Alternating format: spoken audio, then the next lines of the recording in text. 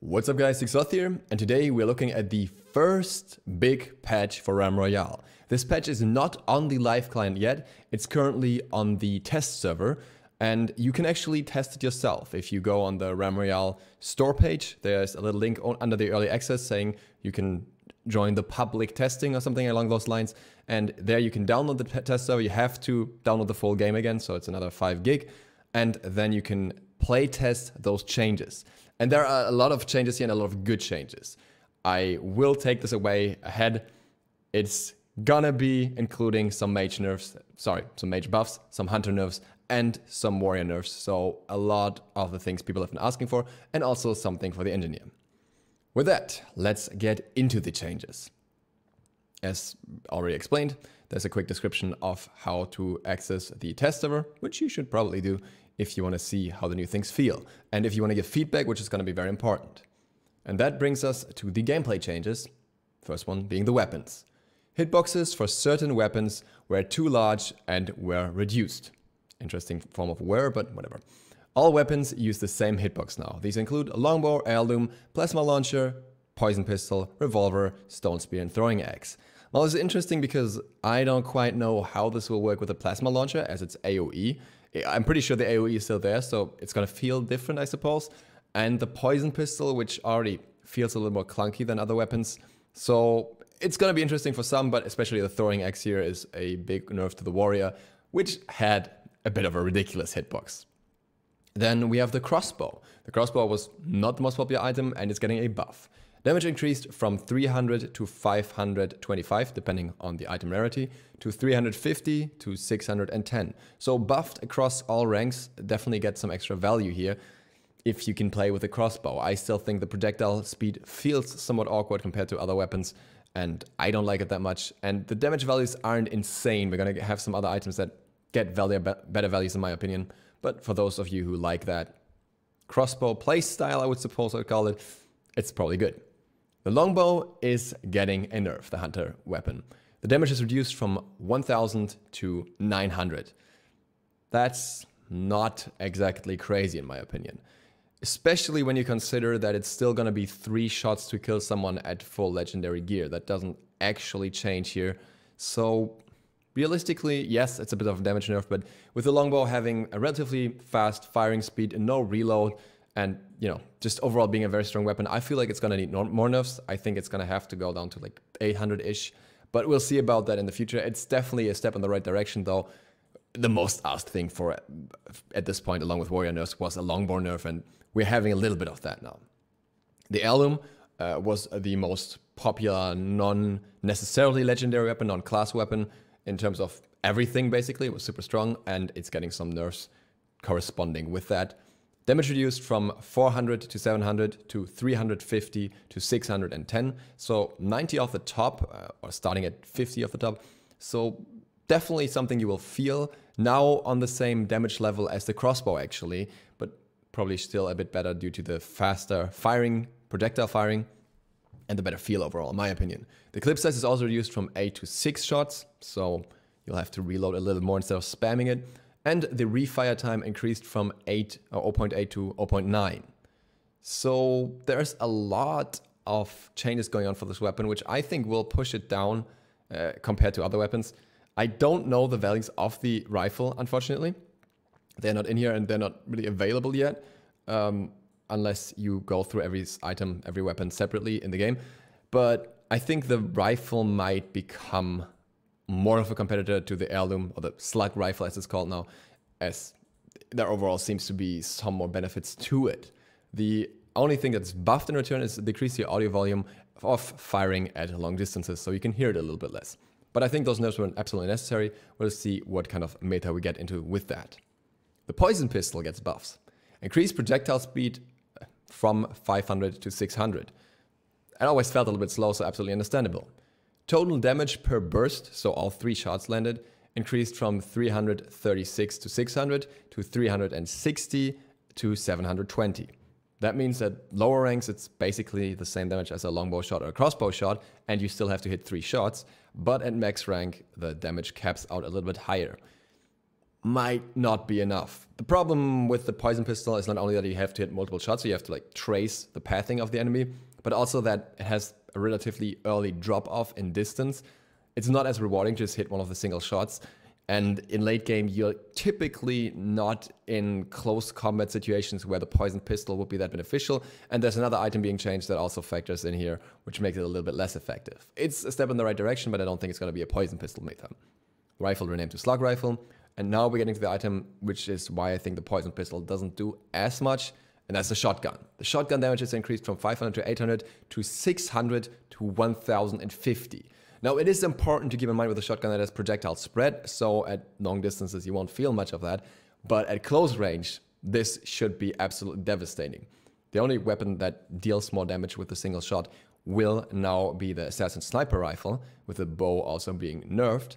So in close range, shotgun is now something to be feared, and rightfully so. It was just a joke before that an heirloom or a normal rifle, slug rifle, would often feel better than a shotgun. So if you're a shotgun player, this is definitely the patch for you. And the clip size is also increased from 4 to 5. The sniper rifle gets some damage reduction too. This is the assassin's one, from 1200 to 1100 per shot. This is very, very important because that means that if you have full legendary gear, only if you have full legendary gear, you will no longer get one shot by a headshot. You will now take 2200 damage, so you will just barely survive that shot. And that completely changes how the playstyle feels. I think this nerf was good. I never liked the one-shot potential. I think you're still super low afterwards, so if somebody quickly swaps their weapon, you're still probably dead, but, you know, it just feels better than being one-shot anyways. And also audio improvements to the projectile and bullet impact, so you know a little bit better what's up. The stone spear, on the other hand, gets buffed. Damage per shot increased from 275 to 300. Projectile speed increased from 450 to 600. Now it's hard to say how this will actually feel in game. You have to feel how the projectile speed really feels to know how much of a difference this is, but it's definitely a step in the right direction, and we'll see more about the mage later, so don't worry about that. I am not quite sure why it still takes 3 shots to have the same damage as the longbow, but that's more a thing of the longbow still having a little bit too much damage in my opinion, as you have to confirm all 3 shots. But at the same time, people were saying that the mage stone spear was actually underrated, not so much for its long distance damage, but rather for its close range shotgun kind of combat style. And for that, the shotgun will now be better. It will deal higher damage. It deals 1050 and not 900. If you get the legendary, and it still deals 900 as an epic one, as a purple one.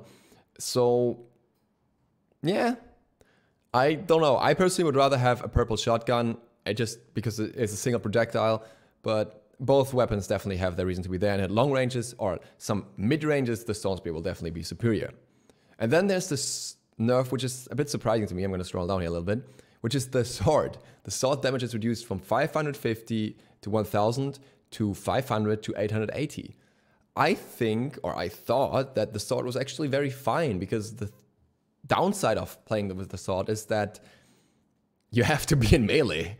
And I'd rather see some adjusted to the hitbox there, which is sometimes really weird, than the damage value, because it's still going to be 3 hits at full armor. It's not like you're just instantly blowing someone up. And if you play smart enough to get close enough and the enemy doesn't play smart enough to get away at that point, then I think the punishment is fair, but that may just be me. Maybe the sword is pop stomping or something. Who knows? Then we have ability changes. Healing Totem. Persist time changed from 4 to 6 to 8 to 10 seconds to 6 seconds at all ranks. At the same time, healing changed from 20 health per tick at all ranks to 10, 20, 30, 40. Tick rate remains unchanged at 4 ticks per second. I actually did some numbers for that real quick here so that you have an overview of how this was changed. Beforehand, we had the ticks, always 4 ticks per second, sorry. We had the seconds going up from 4, 6, 8 to 10. Now we always have 6 seconds, second rank basically, but the heal was always 20, now it's 10, 20, 30, 40. That means the total heal for rank 1 in the old version was 320, it's now 240, so the healing total rank 1 is actually weaker. On the second rank, it's 480, or is 480 and will be 480, so exactly the same. On the third rank, it's 640, but it will in the future be 720, so a decent increase of 80 healing here. And the last rank, the legendary, was 800 and will now be 960. So the healing totem overall, I'd say, gets a buff, unless you're getting the first rank, at which case it's just a little bit weaker. The shielding potion gets multiple changes. Cooldown change from 18 to 12 seconds to 19 to 10 seconds. So earlier ranks have a slightly longer cooldown, or the first rank has a slightly longer cooldown, but it goes down more. Shield health changed from 500 health at all ranks to 350 to 500. I think the shielding potion may be a little bit too weak now. I think it had its niche as a engage counter item, just, you know, instantly take away some damage, but often the healing will be more useful throughout a match as a whole, the Flask of Healing. And now, well, it's still a good shield, but it starts off weaker. If you get a high rank, it's really good, but if you get a lower rank, it's just not as worth it anymore. And yeah, I don't know if I would use it below at least purple, if not legendary at this point, when Flask of Healing just seems like the superior choice in many, many situations, unless it's about instant damage. And often enough, you can't even react quickly enough with that anyway, so yeah. Don't see this being the biggest problem of the warrior. Flask of Healing, on the other hand, cooldown changed from 12 seconds at all ranks to 16 seconds, going down to 10 seconds. So legendary healing a little bit better, but everything else a little bit slower. That is a much more understandable nerf to me, though I'm not even sure if the highest rank here needed an extra cooldown reduction, but I guess it depends more on if you're playing solo, duo, or squads here, I think. The net shot got a change too. Slow change from 60% at all ranks to 20 up to 80%. Now this one is interesting. I was saying in a recent video that it's weird that the mage slow scales, but the warrior's net shot doesn't. And I think scaling slow on it is nice, but I'm surprised that this damage isn't scaling along with it. The net shot still feels like the most inferior warrior ability, maybe because the others are too good. And I don't see who would pick up rank 1 or 2 of this net shot now. Rank 3, like epic legendary, sure. 60 to 80 slow, like 60 is the same as before, and 80 is better than before. But overall, probably still not much value here, especially when you could just dash in for more damage and have the distance close immediately. Fireball, cooldown changed from 6 seconds at all ranks to 10 down to 4 seconds. And this one I think is crazy. Sure, the early ranks are weaker, 10-second fireball, But if you get a legendary fireball, you spam that every 4 seconds. If I recall correctly, from the top of my head, it should be 900 damage, or 800, or something along those lines. And you can chain that with the staff. You can nuke 900 with the staff, and then 800, 900, whatever, with the fireball right after that. And you can do that every 4 seconds. This may be a little bit scary, a little bit broken. I'm just throwing it out there. I don't know. I feel like the fireball was actually already a very strong mage ability, and yeah, I can see how the early ranks are nerfed now, but all right, we'll see. This one is scary to me. I think this will definitely help the mage, and the next change is for the mage as well. Soar, players can now soar through windows. The assassin is no longer the only one who can go through windows. Visually, this makes a lot of sense because you're just flying forward, and it just looks like you should be able to go through a window. So I can understand why this change was made, but mages can go through windows, have a shorter cooldown fireball, and have a stronger staff now. I think mages are gonna be very, very scary. Especially if a mage then, you know, gets a shotgun along with that. So you can just jump, like get into the enemy through the window, shotgun them, and hit a fireball on them, hit them for so much damage. You can almost one-shot with that again. So I think mage is gonna be super good. Engineer gets a little bit of a change. Thrust now grants 150% increased air control for 3 seconds after activating thrust. So you can kind of, you know, move around more freely while going up. So Hyrens wants to keep thrust as an ability, as a, well, jumping up instead of moving forward like the others do. But you can now move better while doing that, which also means you can juke better, which I think is very important if this ability stays in the game like this. So I can understand that, though I'm still not sure if thrust will or should stay in the game. Dodge roll decreased the audio volume levels. Understandable, it was super loud for some reason, so cool. And then we have a change to armor, which is actually pretty significant. Armor gain for all items has been changed from 50 to 300 to 100 to 300. And that's especially cool around the higher ranks because you have like 100, then 160, then 220, and then 300. Meaning that with 220, you can still get, you know, enough armor to survive an assassin shot just very, very barely, now that it's nerfed a little bit, a headshot. So that's some good stuff here. You can basically, if you have 2 purples, you would still just roughly survive it. Again, from the top of my head, might be wrong, but I think 2 purples would still be fine. So I think you would have 2,240 HP, or armor and HP. So that's very cool, and I like that. And I would like to see the armor values towards the top go up a little more even. I think armor should feel more impactful when it's legendary, as legendary weapons are so super impactful. And armor might be a little bit more expensive in return then, but yeah, I think it should be more towards the same level. General. When starting a new match, players will spawn as their last used class from a previous match. So if you're AFK, you might just play the same class again and not worry all the time. Made improvements for picking up items in the world. Thank you, Hyras. Players can now heal in fog, so you can use the potions as well, which is nice, because sometimes you're in fog, you're running out of armor potions, and you could theoretically heal up, but it just doesn't happen because you can't use it and you die, and you still have your 10 health potions. Eliminated chickens now drop a chicken trophy, which can be collected to forge legendary weapons. Chicken trophies replace the nugget chicken leg mechanic that was previously awarded automatically to the killer. That's very nice, so even less of a reason to complain about KS. It's not what this game is about if you're playing in a team. So you can pick up the chicken trophy and you get your legendary. I'm not quite sure what this means for kind of flying in and stealing the chicken trophy though, which could be a tactic. So you wait for an enemy to kill someone and then you just swoop in and grab the chicken leg and just run off again if you're fast enough. That would be very rough. And I also don't know what that means for the enemy's teammates if they're playing a squad, if they could just pick up their allies' chicken trophies very quickly. I think it would be good if the chicken trophy gets the same lock mechanic as the legendary weapons at the forge or legendary items at the forge have. Health and armor potions will now automatically get picked up by players who run near them, unless the potions have been deliberately dropped by a player. Very good. Why would you want to pick them up or like run to them and not pick them up? You just have to watch out when you're playing with a team. Base fog damage increased from 1% max health to 1.5% max health per tick.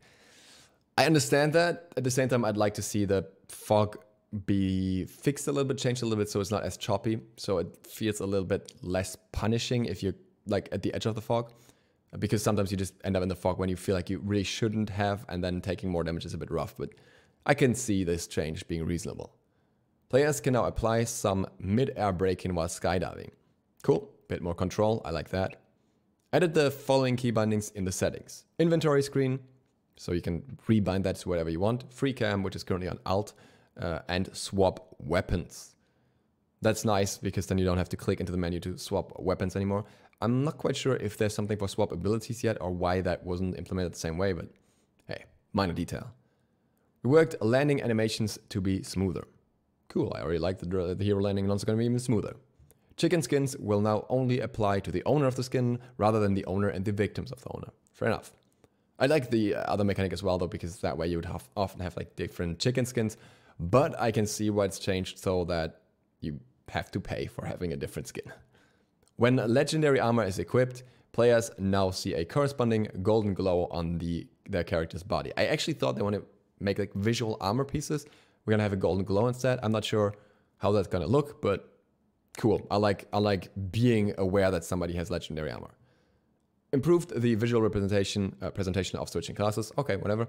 Weapons and abilities can no longer be used while playing a hard land or skydive land.